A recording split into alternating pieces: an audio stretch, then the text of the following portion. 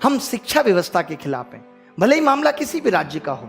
एक single tweet अगर Rihanna कर देती है फॉरेन सिंगर, तो पूरे देश का सिस्टम हिल जाता है, सेलिब्रिटी से लेकर के सरकार हिल जाती है। और यहां 5 मिलियन ट्वीट बेरोजगार ने कर दिए, युवा ने कर दिए, और सरकार की कोई प्रतिक्रिया नहीं आई। इससे ज्यादा शर्म की और दुख की बात क्या हो सकती है हमारे लिए।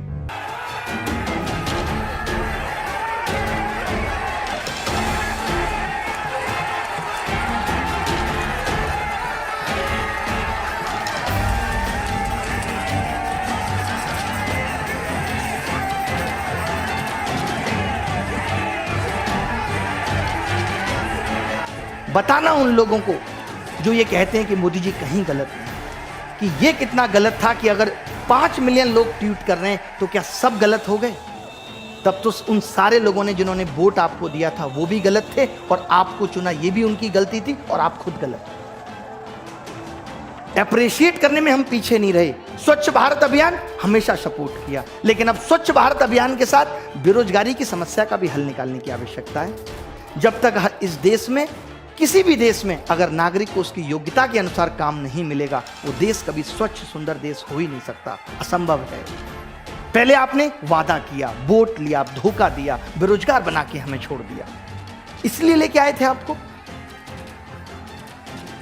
तो देश की महान सरकार से ये रिक्वेस्ट है कि वो ये बताने का कष्ट करे। लगातार हमारी ये कोशिश है कि जो लोग बेरोजगार हैं, जीवन जीने के लिए क्या करें। माँ बाप आज अपने बच्चे को पढ़ाने से डर रहे हैं कि कहीं पढ़ लिख के भी मेरा लड़का बेरोजगार ना रह जाए, इससे अच्छा है कोई धंधा कर ले। क्या करे आदमी? आज 30 साल का युवा अपनी आंखों के सामने अपने माँ बाप को बूढ़ा होता हुआ देख रहा है, बुढ़ापे में बीमारियों से गुजरते हुए भी देख रहा है, तड़पते हुए देख रहा है। क्या बीत रही है उसके दिल पे कि जो उनकी दवाई तक का इंतजाम ना करके पैसे मांग रहा है कि 300 रुपए मुझे दे दो। ये है असली ग्राउंड रिपोर्ट। मीडिया वालों आप भी सुन लो।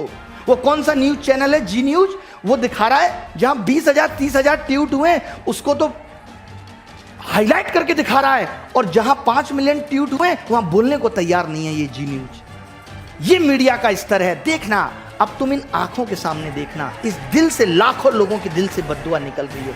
कहां तक जाओगे तुम? कोई नहीं बचा, किसी का घमंड नहीं रहा, सबका टूटा है। जिसने जो दिया इस संसार को, इस प्रकृति को, उसको वो वापस मिला है। जो तुम दे रहे हो वो तुम्हें वापस मिलेगा। कोई देखने वाला नहीं होगा। देखना, एक दिन वो वक्त आएगा। सुधीर चौधरी और ये तमाम तरीके के जितने भी एंकर हैं, उन सबको मैं कहता हूं कि मर जाओ शर्म से, लाज करो। जो आज तुम बेरोजगारी के मुद्दे को उठाने से डर रहे हो, उसको भी इनडायरेक्टली दिखाते हो कि भीड़ में दिखा दो, पता ही ना चले कि किस मुद्दे पे बात हो रही थी। ये वो दर्द है जो लाखों बच्चों का मैं फील करता हूं।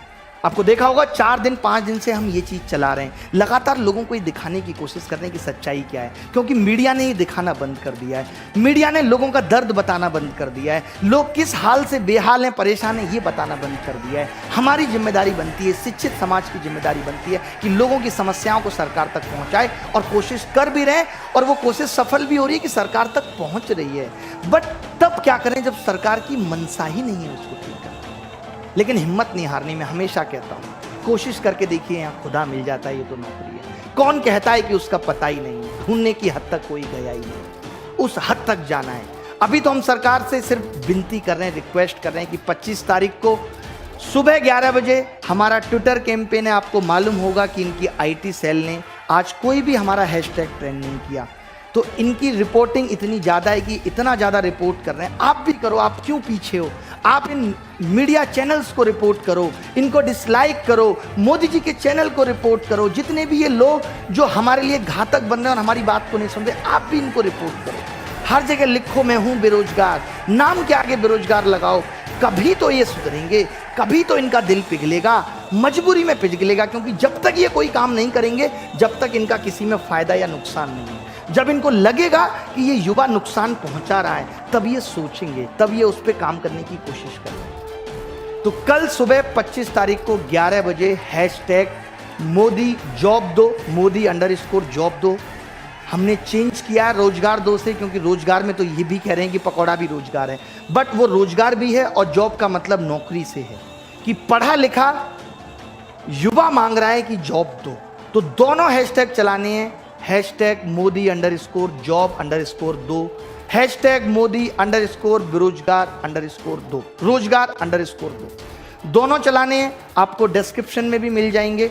और इसके बाद अगर सरकार कल शाम तक, परसों तक इस पर कोई प्रतिक्रिया नहीं देती तो आगे की क्या प्लानिंग होगी मैं आपको आगे बताऊंगा, क्योंकि अब पीछे हटने वाली कोई बात नहीं। मोदी जी से रिक्वेस्ट भी है, फिर हाथ जोड़ के कह रहे हैं कि सुन लो ये चीख और पुकार। आपको नहीं पता चल रहा है तो हमारे थ्रू सुन लो, समझ लो। मोदी जी के जो लोग हैं वो उन तक इस बात को पहुंचा दो। आज पार्टी में कोई बोलने को तैयार नहीं, इतना खौफ है। हम भगवान से डरते हैं, उस ऊपर वाले से डरते हैं, कुछ भी गलत कर नहीं रहे, ना गलत मांग है हमारी। हम ये कह रहे हैं कि हमें हमारा हक दो। अगर हमने पढ़ा लिखा है तो हमें वो चीज दो जिसका आपने वादा किया, और ऐसी कोई नई चीज नहीं मांगी। आपके भी सपने थे, आपने भी पूरे किए, हर एक आदमी के सपने, और ये हर सरकार से है। केजरीवाल सरकार से भी है कि सपोर्ट करो। तुम खुद सपोर्ट नहीं करते क्योंकि तुम खुद वैसे ही हो। 2014 से अभी तक DSSB का रिजल्ट नहीं आया। सब सरकारों का, हर सरकार का यही हाल है कि उसको जॉब देने में आपत्ति है। अरे कह क्यों देते हो, क्यों कर देते हो ऐसे वादे? कोई तुम्हें वोट ना दे। तुम जिस क्षेत्र में जाओ, जिस एरिया में जाओ, देखें जनता क्या हाल कर रही है आज समझ में आता है कि हर नेता क्वारा क्यों है, क्योंकि इसे वादा निभाना नहीं आता।